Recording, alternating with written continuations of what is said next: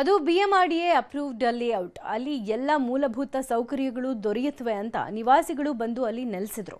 ಆದರೆ ಬಡಾವಣೆ ನಿವಾಸಿಗಳಿಗೆ ಮೂಲಭೂತ ಸೌಕರ್ಯಗಳು ಮರೀಚಿಕೆ ಆಗಿದ್ದು, ಕೆಸರುಗದ್ದೆ ಅಂತ ರಸ್ತೆಯಲ್ಲಿ ಗಿಡ ನೆಟ್ಟು ಸ್ಥಳೀಯ ಪುರಸಭೆ ಅಧಿಕಾರಿಗಳ ವಿರುದ್ಧ ಆಕ್ರೋಶ ವ್ಯಕ್ತಪಡಿಸಿದ್ದಾರೆ.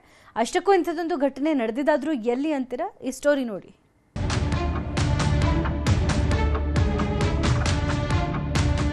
ಮಣ್ಣಿಂದ ಈಗ ಏನಾಗಿದೆ ಅಂದರೆ ಮಳೆ ಬಂದಾಗ ಈ ಥರ ಕೆಸರು ಗದ್ದೆಗಳಾಗಿ ನಿಂತ್ಕೊಂತವೆ.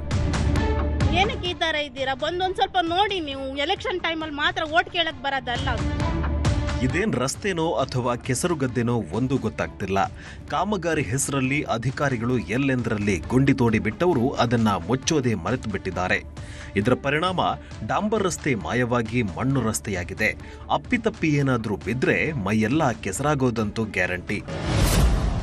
ರೇನ್ಬೋ ರೆಸಿಡೆನ್ಸಿ ನಿವಾಸಿಗಳ ಗೋಳು ಕೇಳೋರಿಲ್ಲ.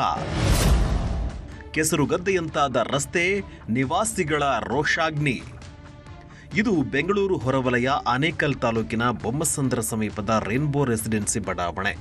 ಇಲ್ಲಿನ ನಿವಾಸಿಗಳ ಗೋಳು ಕೇಳೋರಂತೂ ಯಾರಿಲ್ಲ. ಕಳೆದ 6 ತಿಂಗಳ ಹಿಂದೆ BWSSB ಅಧಿಕಾರಿಗಳು UGD ಕಾಮಗಾರಿ ನಡೆಸಿ ಇಡೀ ಬಡಾವಣೆ ರಸ್ತೆಗಳಲ್ಲಿ ಗುಂಡಿ ತೋಡಿದ್ರು. ಆಮೇಲೆ ಗುಂಡಿಗಳನ್ನ ಮುಚ್ಚದೆ ಹಾಗೆ ಬಿಟ್ಟಿದ್ರಿಂದ ರಸ್ತೆಗಳು ಹದಗೆಟ್ಟಿವೆ.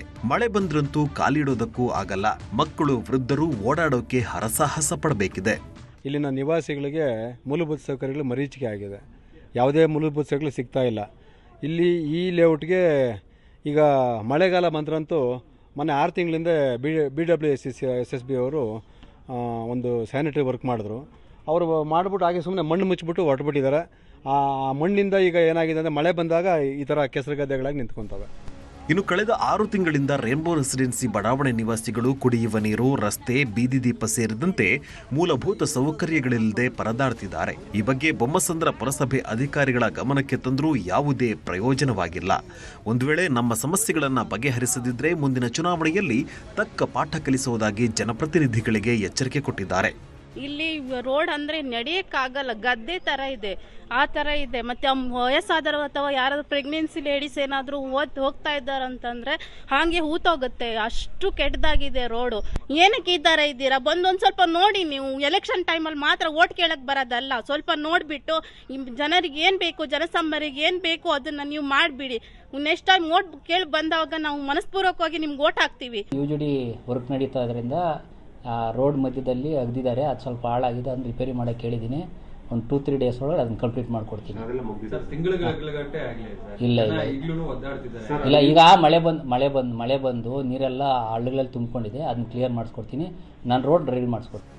ಒಟ್ನಲ್ಲಿ ಬೊಮ್ಮಸಂದ್ರ ಪುರಸಭೆ ಅಧಿಕಾರಿಗಳು ಮತ್ತು ಜನಪ್ರತಿನಿಧಿಗಳ ನಿರ್ಲಕ್ಷ್ಯಕ್ಕೆ ರೇನ್ಬೋ ರೆಸಿಡೆನ್ಸಿ ಬಡಾವಣೆಯಲ್ಲಿ ಸಮಸ್ಯೆಗಳ ಆಗರ ತುಂಬಿದೆ. ಇನ್ನಾದರೂ ಅಧಿಕಾರಿಗಳು ಎಚ್ಚೆತ್ತು ಕ್ರಮ ಕೈಗೊಳ್ಳಬೇಕಿದೆ. ಆದೂರು ಚಂದ್ರು, ನ್ಯೂಸ್ 18 ಆನೇಕಲ್.